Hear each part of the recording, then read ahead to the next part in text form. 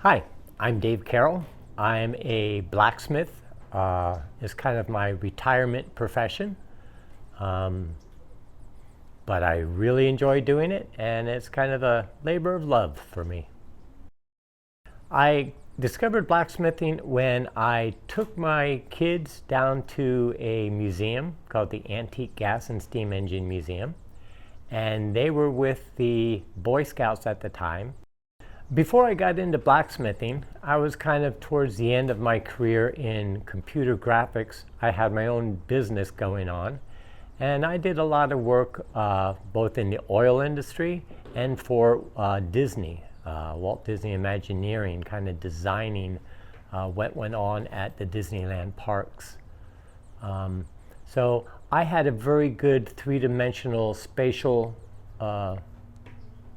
ability at that time, and I think that kind of translated into some of my artwork in the blacksmithing environment. When I moved into blacksmithing, I look at it more as a change of medium as opposed to starting an art, because I think I've always been artistic. It's just now I'm doing it with metal.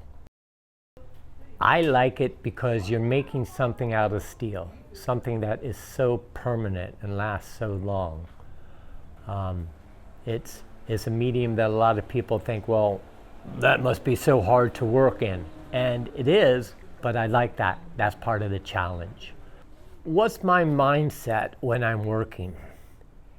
And that kind of varies based on what I'm doing. If I'm learning a process, it tends to be much more technical, and I'm watching the exact way I'm doing something to see how it affects the metal and making modifications so I can get the metal to do what I want.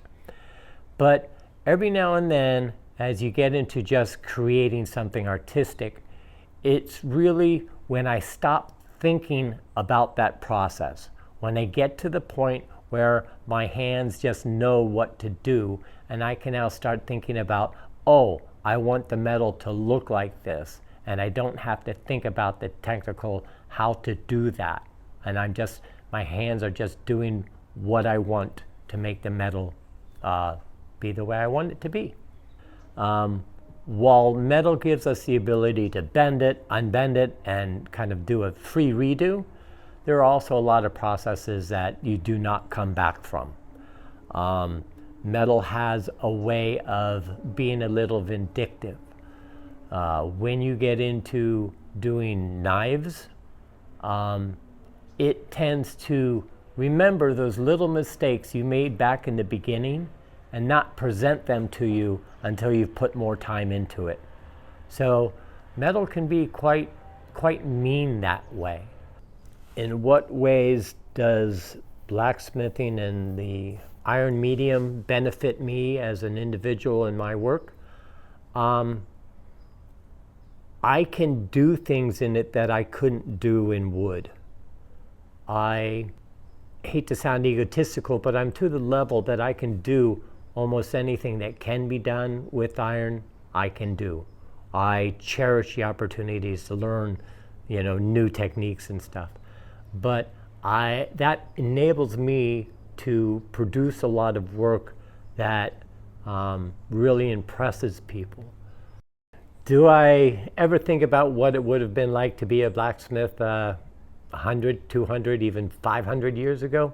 That's one of the things that I talk about quite a bit when I'm doing demonstrations for public, is what life used to be like for blacksmiths, how you used to learn to be a blacksmith, what your course in life would be, what your station in life as a blacksmith would be. Blacksmiths were very renowned. It was a very good job to have. So yeah, I think of that all the time. What is my proudest achievement to date in blacksmithing? Well, in just a couple months, I'll say a couple more weeks, T-Rex will be. So it's kind of always my last project is what I'm proudest of. I seem to always kind of push myself harder and harder. The Dragon fireplace set, it was what I consider to be my masterpiece. That is a piece of work that you do when you've done your apprenticeship, you've done your journeyman, and you do a piece on your own that you present and say, I am now a master smith. That's my masterpiece work. So I'm still very proud of all these pieces. I'm very happy with my whole body of work.